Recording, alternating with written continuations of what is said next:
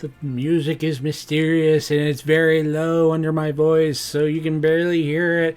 Sorry, if you hear the music, great. If not, just leave a comment saying you can't hear it down below, and I'm realizing I have there's no headroom. Oh, by the way, I wanted to show off Happy Rusev Day, everybody.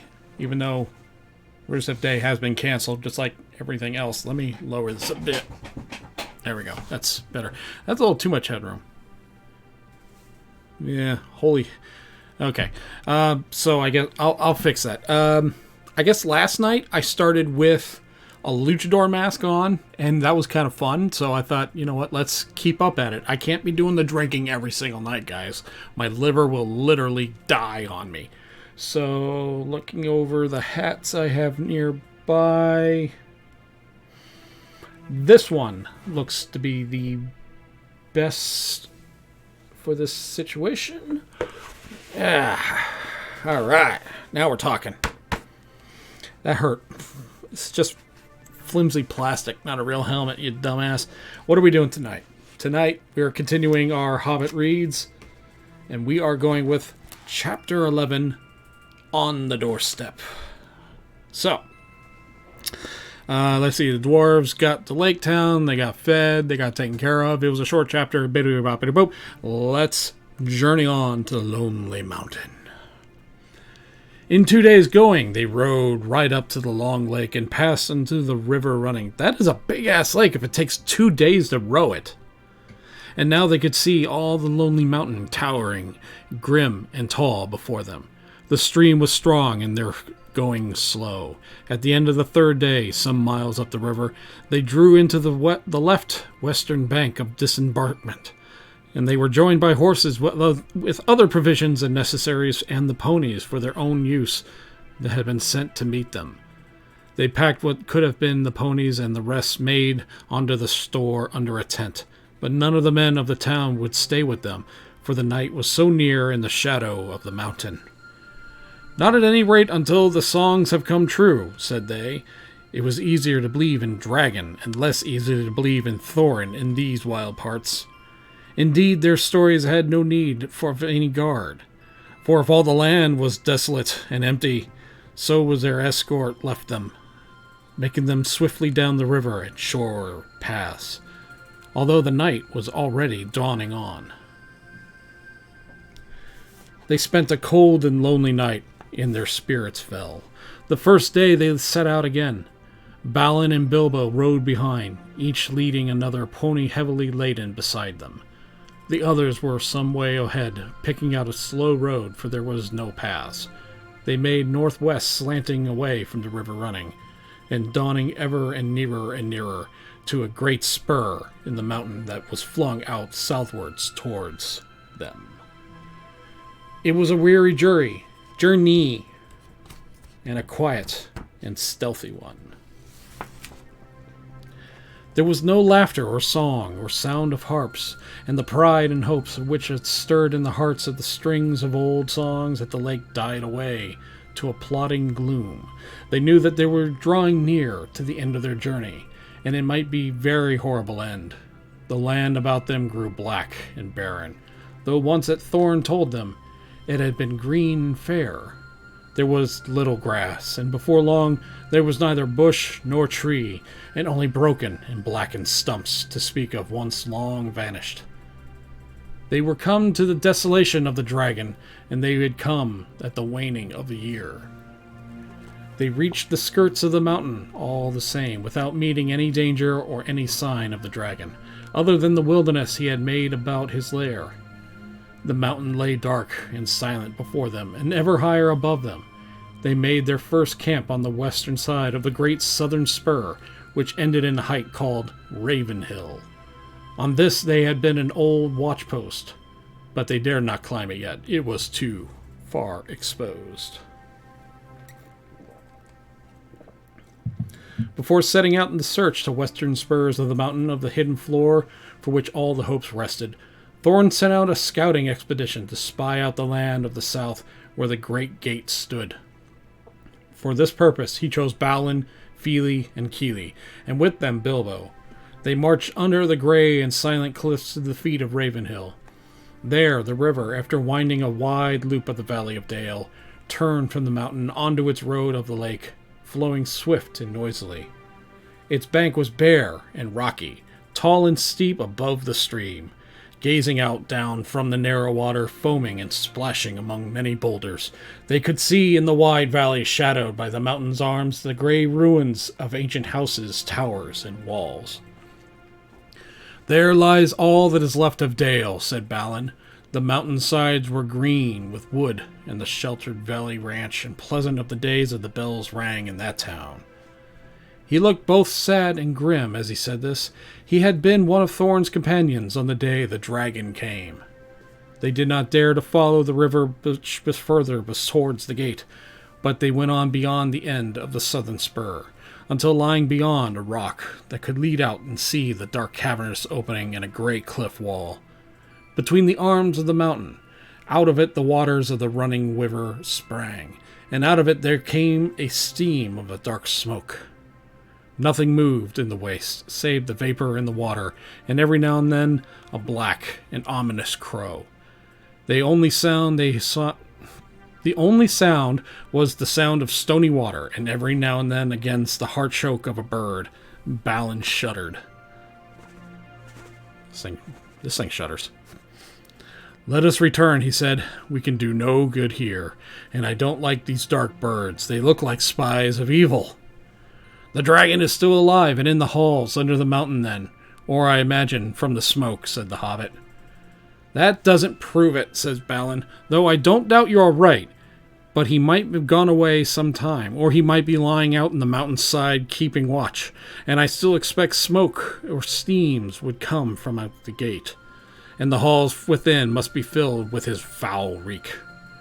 With such gloomy thoughts, followed ever the croaking crows above them, they made their weary way back to the camp. Only in June they had just been guests of the fair house of Elrond, and though autumn was now crawling towards them, winter, that pleasant time, now seemed years ago.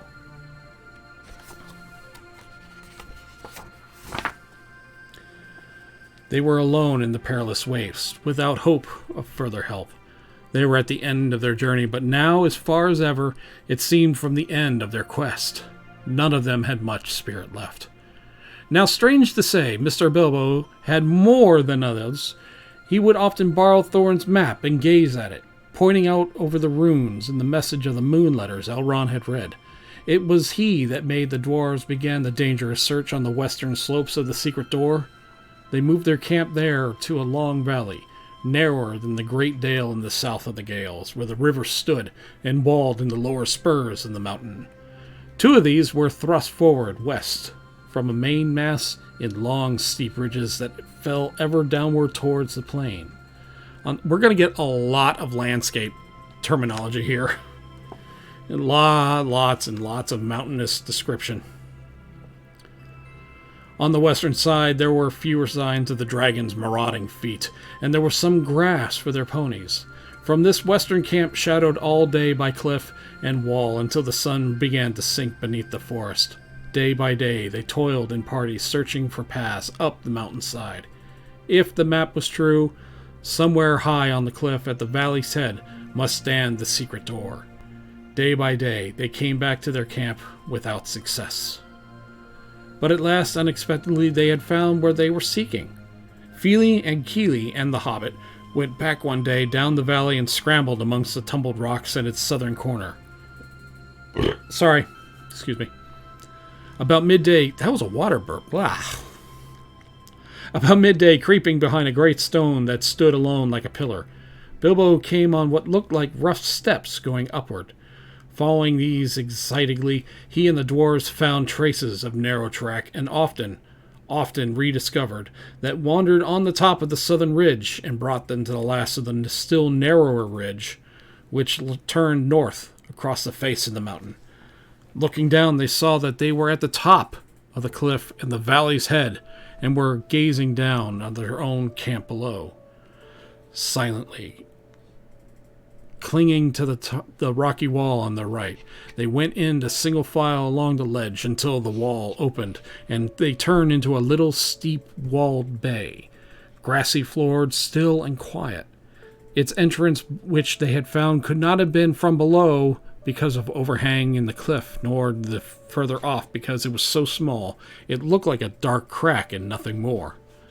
It was not a cave, and was open to the sky above, but it was inner end a flat wall rose that in the lower part closed to the ground, and a smooth and upright mason's work, but not without a joint or crevice to be seen.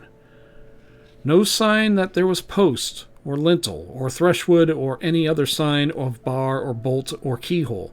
Yet they did not doubt they had found the door at last.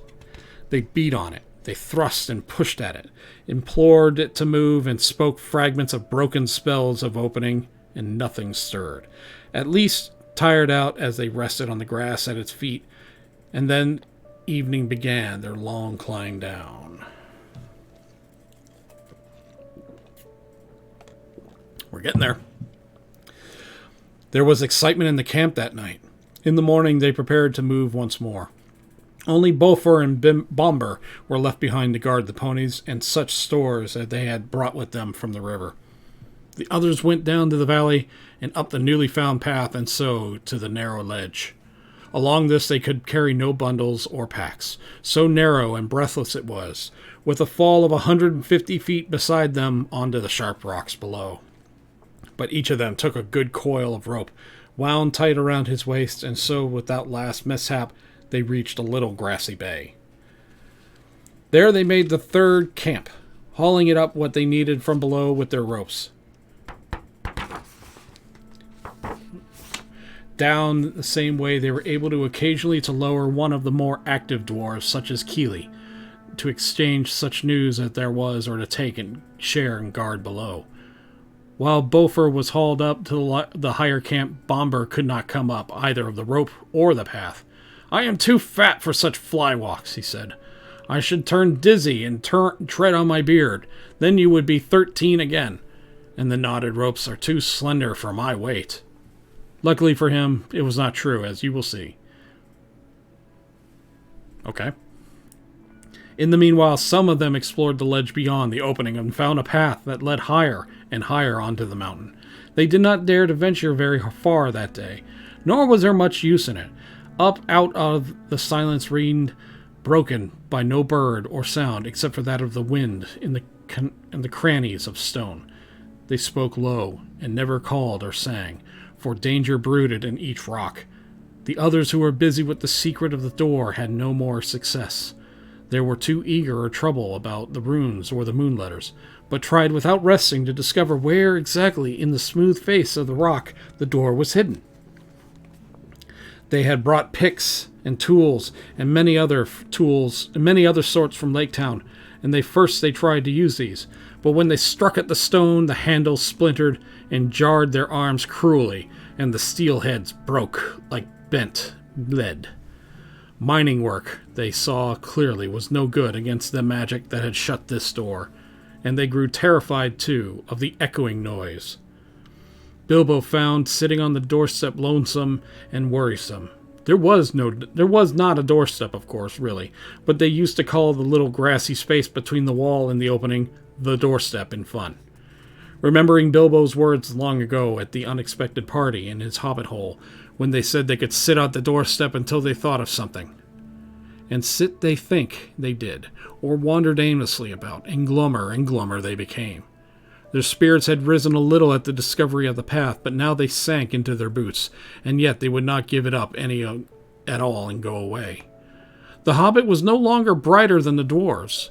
He would do nothing but sit with his back to the rock and stare away west towards the opening, over the cliff, over the wide lands, and to the black wall of Mirkwood, and to the distances beyond, in which he sometimes thought he could catch glimpses of the misty mountain, far and small. If the dwarves asked him what he was doing, he answered, "You said sitting on the doorstep and thinking would be my job, not to mention getting inside, so I am sitting and I am thinking, but I am afraid he was not thinking much of the job. But what lay beyond the blue distance, the quiet western land and the hill, and his hobbit hole under it. A large gray stone lay in the center of the grass, and he stared moodily at it. or watched the great snails. They seemed to love the little shut-in bay with its walls of cool rock, and there was many of them a huge size crawling slowly and stickily along its sides. "Tomorrow begins the last week of autumn," says Thorin one day. "And winter comes after autumn," said Bifur. "And next after that," said Dwalin, "our beards will grow till they hang down the cliff in the valley before anything happens here. What is our burglar doing for us? Since he has gotten an invisible ring and ought to be specifically excellent performer now, I'm beginning to think he might go through at the front gate and spy it out for a bit." Okay, so they know about the ring. It's not a mystery now. Bilbo heard this. The dwarves were on the rocks just above the enclosure where he was sitting, and, good gracious, he thought, so that is what they are beginning to think, is it? It is always poor me that has to get them out of their difficulties, at least since the wizard left. Whatever am I going to do? I might have known that something dreadful would happen to me in the end days. I don't think I could bear to see unhappy in the Valley of Dale. And as for that, I am steaming gate? And as for that steaming gate.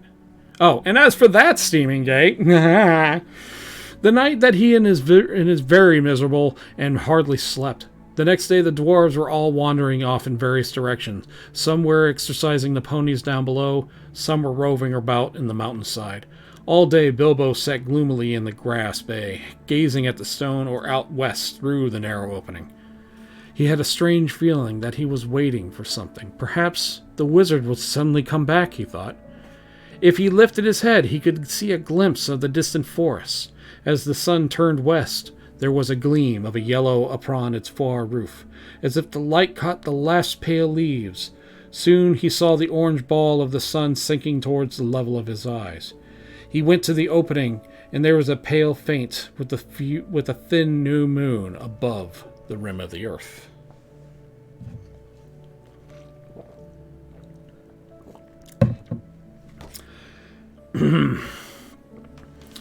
At that very moment, he heard a sharp crack behind him.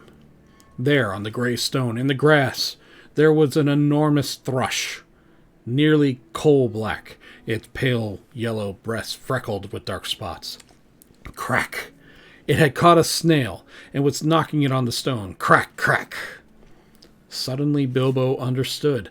Forgetting all danger, he stood on the ledge and hailed the dwarves, shouting and waving. Those that were nearest came tumbling over the rocks as fast as they could along to the ledge to him, wondering what on earth was the matter. The others shouted to be hauled up the ropes, except Bombur, of course, he was sleeping. "Quickly," Bilbo explained, and they all fell silent. The hobbits standing at the grey stone with the dwarves still wagging beards, watching him impatiently. The sun sank lower and lower, and their hopes fell. It sank into a belt of reddened cloud and disappeared. The dwarves groaned, but still Bilbo stood almost without moving. The little moon was dipping to the horizon. Evening was coming. Then suddenly, with their hope was lowest, a red ray of the sun escaped like a little finger through the rent in the cloud. A gleam of light came through the opening into the bay and fell on the smooth rock face. The old thrush, who had been watching from a high perch with beady eyes and head cocked to one side, gave a sudden trill. There was a loud crack. A flake of rock splint from the wall and fell. A hole suddenly appeared about 3 feet from the ground. Quickly trembling, lest a chance should fade, the dwarves rushed to the rock and pushed in vain. "The key! The key!" cried Bilbo. "Where is Thorin?" Thorin hurried up. "The key!" shouted Bilbo. "The key that went in the map! Try it now, where there's still time!" Then Thorin stepped up and drew the key in its chain around from his neck. He put it in the hole, fitted it, and turned. Snap! The gleam went out. The sun sank. The moon was gone. The evening sprang into the sky. Now they all pushed together, and slowly a part of the rock gave way. Long, straight cracks appeared and widened. A door 5 feet high and 3 broad was outlined, and slowly, without a sound, swung inwards. It seemed as if darkness flowed out like a vapor from the hole in the mountainside, and deep darkness in which nothing more could be laid before their eyes, the yawning mouth leading in and down. All right, that was another fast chapter, but we're in the mountain now. We will continue next time with Chapter 12, Inside Information. This is where, well, some of the more famous stuff in the book happens. Guys, we're almost done. We are blasting through this, and these next few reads will be quick, I believe, because we have another 10 chapters, somewhere 10 to 15, maybe 12, let's say 12, and there's about enough book left to cover for my finger to cover, so there's not much left. I know, great visual representation, Bob, way to go. Guys, oh man, got hot in there. So, thank you so much for tuning in. You know what, just because I can, let's go. Of course, now I can't do it. I was getting this, my hair's too clean. It's red and it's too clean. I was trying to get the stance straight up. I did it earlier today, but not now. All right, so of course not now. Guys, thanks again for tuning in. I hope you tune in again. Will it be tomorrow night? It'll probably be tomorrow night. Another live stream. So go ahead, tune in for that. I don't know what I'm going to wear for that. I'm going to try and keep it goofy for the rest of this book. There's not much left. I've got like tons of hats and goofy crap I can put on. I'm seeing a good contender over there right now. You'll have to watch to see. Thanks again, guys, for watching. I hope you enjoy it. Give a like, give a subscribe. You know the whole deal. And may the hair on your feet never fall off.